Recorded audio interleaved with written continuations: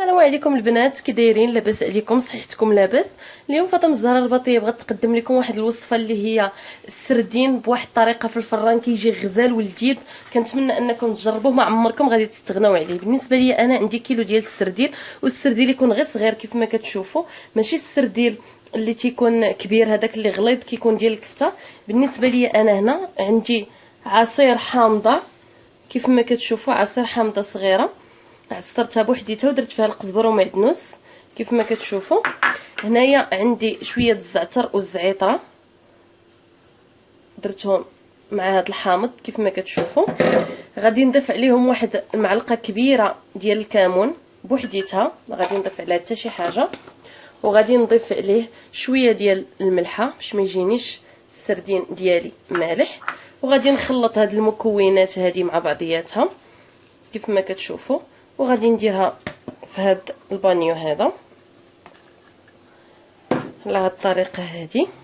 غنضيفوا ليها واحد تقريبا 2 معالق ديال الماء، وغناخذوا السردين ديالنا كامل وغادي نحاولوا ندخلوا فيه هاد الشرموله هذه كيف ما كتشوفوا. كيجي غزال بزاف بزاف.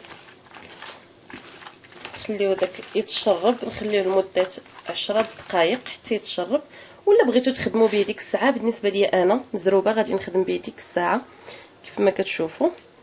بغيتو ديروا غير وحده بوحديتها ديروها، بغيتو ديروا 2 ديروهم. بالنسبه لي انا غندير كل وحده بوحديتها على هاد الطريقه هذه. بالنسبه لي هنا انا عندي هذا الفينو، ماشي الفينو عفوا، كان عندي الزرع القمح كان عندي وغربلته مزيان وبقى ليا. اللي عنده اي طحين يستعملو، ممكن حتى الفورس حتى هو كيجي لذيذ. بالنسبه للطاوه ديال الفرن هي هذه كيف ما كتشوفوا، هي هذه.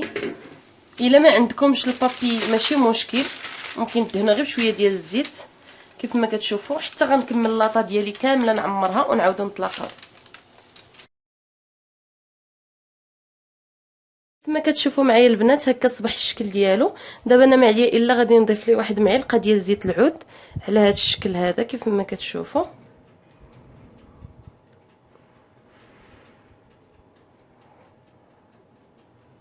على هذه الطريقه هذه. وغندخلوا الفران اللي سخنته من قبل على درجه الحراره 200، شعلت عليه الفوق والتحت ونعاودو نتلاقاو.